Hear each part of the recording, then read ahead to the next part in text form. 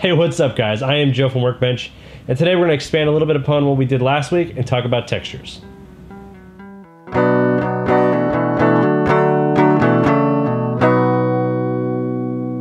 Alright guys, a storm is brewing and I have a cold that I'm recovering from, so today's audio is probably going to be shit. But that's okay. So this week we're going to expand a little bit upon what we talked about last week. And that's using CC Composite to kind of recomposite our layers back together. These simple examples are all based around the same technique, so I'm just going to explain one of them and kind of the difference between each. So let's check this one out. Let's bring it up over here. Look at this layer. So we have a bunch of displacement maps and they're all looking at this gritty layer over here, which looks like this. And we made this back in tutorial 79, it's procedural mats. I'm going to hide that. So let's turn these off and go back here. So you can see we just have a text animator moving these things up, and we're using that displacement. So we're using CC Composite like we did last week. We have the RGB only thing turned off, so it puts a copy of the layer over top of what we had. Then we put a fill on, that changes the color. Then we put another displacement map. This time we're looking at a JS placement layer. More information on that can be found in our blog. And then we have another CC Composite layer to put that text back on. And then we displace that with another one of those procedural mats.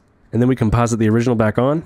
And because of the way this works, we can't really use like a mask to mat this out while it animates in. So I have a set mat looking at this mat layer right here.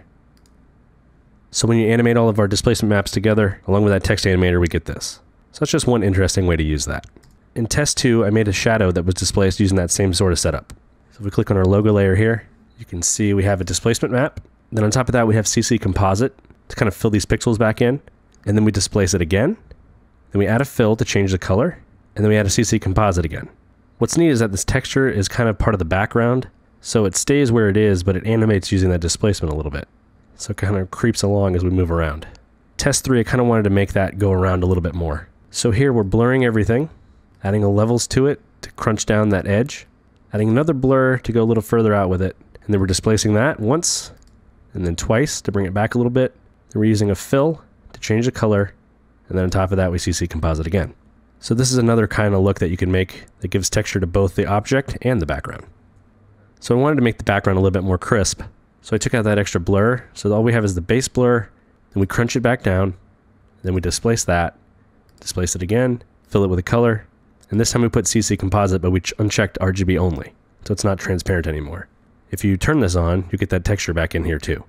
But in test 5, I wanted to bring that inner texture back, but I didn't want that shadow. So at the end of that, I put a CC Composite on, but I set this thing to Stencil Alpha. So this Stencil Alpha part is actually really interesting because you could put any sort of texture in between and then cut the layer back out with its own original alpha.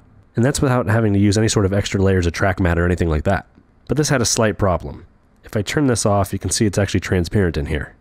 So to fix that, I went back into another test. This one's colored a little differently because I just didn't want to do it the same way. So in this version, the main logo is actually darker because it's actually going to be put behind everything. We have our Gaussian blur on the top. We displace, just like before. We have CC Composite set to Stencil Alpha again. So you can see we're still a little transparent. And then here's the important part for this. We have a fill set back into that bright yellow color. So it means all of this is now bright yellow. So then we're going to composite our original in back. And if you remember, it's darker. So you can actually change this to a different color if you want. And then we can turn this back off. And now we actually have full alpha. So in the last test, we have a little bit more basic texturing example. We're just using a JS placement layer. So in this one, we have set matte on.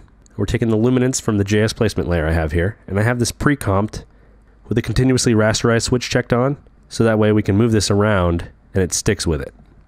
Then we have a fill that darkens it up, and then we're CC Compositing back in behind with the original bright yellow. And so now we can move this around. So that's a way to texture it where it sticks to it. Unfortunately, to get the texture to actually stick to the object, you have to use that pre-comp method. But if you use something like fractal noise or whatever, you can use like the noise center property, I think it's called, and link that to the position. So that's pretty much it. As you can see, this technique has a lot of variation from what we did last week to what we're doing this week. And there's a ton of other stuff that can be done with it. So as always, I encourage you to experiment. If you have any comments or questions, leave them in the comments down below. And if you'd like to help support what we do, check out patreon.com/workbench. Make sure you keep up with our blog at workbench.tv. And as always, I am Joe, and I'll see you guys next week. Bye.